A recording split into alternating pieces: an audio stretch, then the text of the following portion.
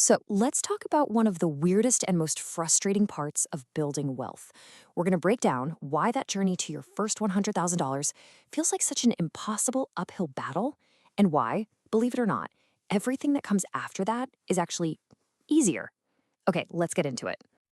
I want to start with a feeling I think we all know. It's that feeling of putting in all this work, day after day, week after week, only to look up and feel like you haven't gone anywhere at all. It's the financial version of running on a treadmill, just pure effort with no change in scenery. To really understand this, let's paint a picture. Let's meet a guy named Alex. Now, Alex is doing everything he was told he was supposed to do.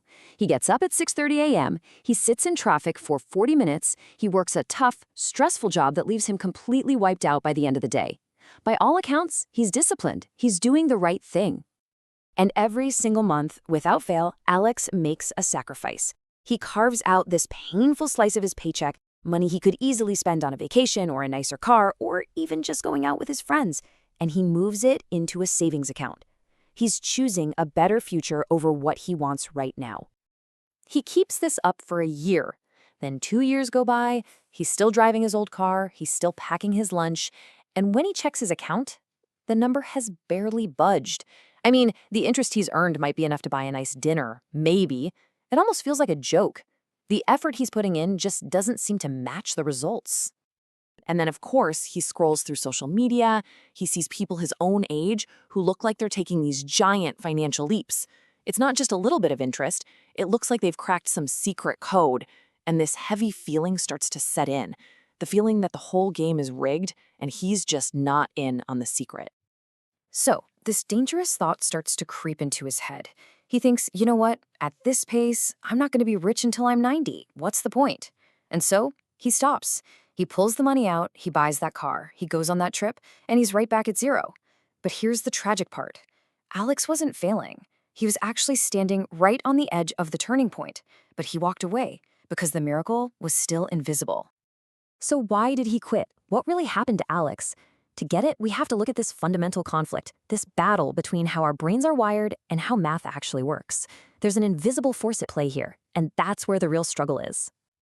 You see, our brains evolved for a very simple, linear world. For thousands of years, our survival depended on it. Think about it. You hunt one deer, you get food for a week. You hunt 2 deer, you get food for 2 weeks. The input directly equals the output. It's a one-to-one relationship, and we are hardwired to expect our efforts to pay off right away and in proportion to the work we put in. There's a classic thought experiment that shows this perfectly. Imagine you have a choice. Option A, $1 million cash in your hand right now. Or option B, a single penny that will double in value every day for 30 days. Your lizard brain, that part of you that's wired for immediate survival, is screaming, "Take the million! Are you crazy?" The penny seems like a joke. But building wealth isn't linear, it's exponential. Let's look at the math on that penny. After 10 days, you'd have just over $5. This right here, this is the valley of despair. This is the moment Alex quit. Even on day 20, 2/3 of the way through, you only have about $5,000. It feels like you made a huge mistake. But then, the curve starts to take over. On day 28, that penny finally crosses the $1 million mark. And by day 30, it's worth over $5 million. What you're seeing there, that's the scientific reality of compound interest. It's this quiet, slow, but incredibly powerful force where your earnings start to generate their own earnings. And the reason it feels so hard at the beginning is because for that first stretch of the journey, the results are basically invisible. You are doing all of the heavy lifting. The real challenge is just psychological. It's surviving long enough for your money to start doing the heavy lifting for you. Okay, so that's the problem. Our brains are impatient and want linear results, but the math is slow and exponential. So how do we actually get through it? How do we hack the curve and survive that initial grind? Well, here are 3 concrete steps you can take. All right, first up, the 100K sprint. I want you to reframe the goal. Don't think of the journey to your first 100,000 as a long marathon. Think of it as an all-out sprint. Because that number, $100,000, represents a kind of critical mass. It's the tipping point where the math really starts to bend in your favor. Let's look at a quick example. We'll call him Bob. If Bob saves 10 grand a year and gets a 10% return, it takes him 8 long years to hit his first 100,000. But now watch what happens. His second 100,000 takes only 4 years. His third one? Just 3. See, that first leg of the race is by far the longest and the hardest. This brings us to a great analogy, pushing a broken down car. Think about it. The hardest part is getting that first tiny bit of movement. You're straining with everything you've got and the car barely even budges. That's your first 100,000. But once those wheels are rolling, you can keep it moving with way less effort. That's the next 900,000. So, the quickest way to get that car rolling isn't waiting on interest. It's by brute forcing your savings rate. And here's a simple exercise, the needs audit. For 30 days, just track every single penny you spend. Then go through that list and separate your absolute needs, things like rent and basic groceries, from your wants. And then you have to be ruthless. You cut the non-essentials to pour as much fuel as possible into your investment engine. Step number 2 is all about playing defense. As your income goes up over time, and it will, you have to guard against this silent wealth killer called lifestyle inflation. This is the trap where most people get stuck, no matter how much money they make. Let's meet Sally. She got a great promotion and her income jumped from $30,000 a year to $45,000. A huge win. But what did she do? She immediately got a nicer car, a bigger apartment, and started eating out more. And the result? At the end of the year, she had $0 left over to invest. This is what we call the bucket with a hole problem. It doesn't matter how much water you pour into a bucket if it's got a giant hole in the bottom. The solution here is to take willpower completely out of the equation. You do this by paying yourself first with automation. It's simple. Log into your bank account right now, set up an automatic transfer for the day right after you get paid, and have it move a fixed percentage of your paycheck directly into your investment account before you even have a chance to see it. If the money is gone before your brain can figure out how to spend it, you'll just naturally adjust to living on what's left.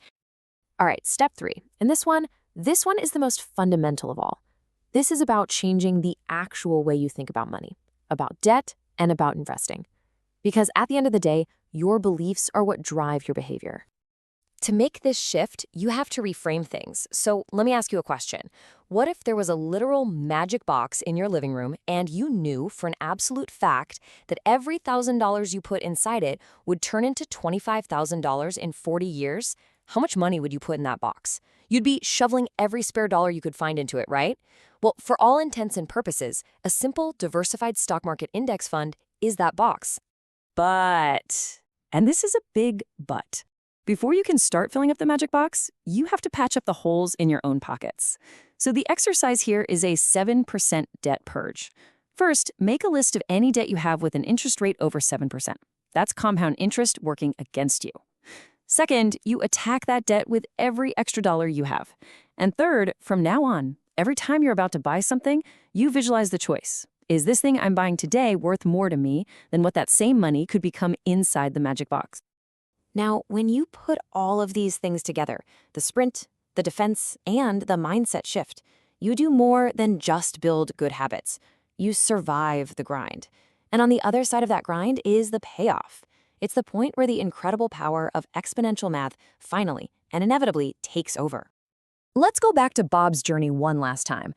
By the time he reached his first $1 million, something truly incredible had happened. A full 75% of his wealth came from compound interest. Only a quarter of it came from his own savings. His money was now doing almost all of the work for him.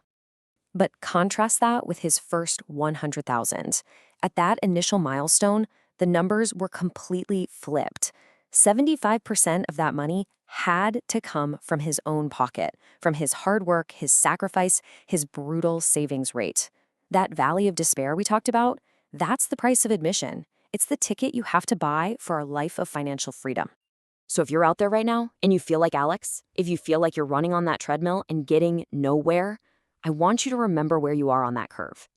You might just be on day 5 or day 15. It's going to feel slow. It's going to feel boring. But math doesn't have feelings. Math just works.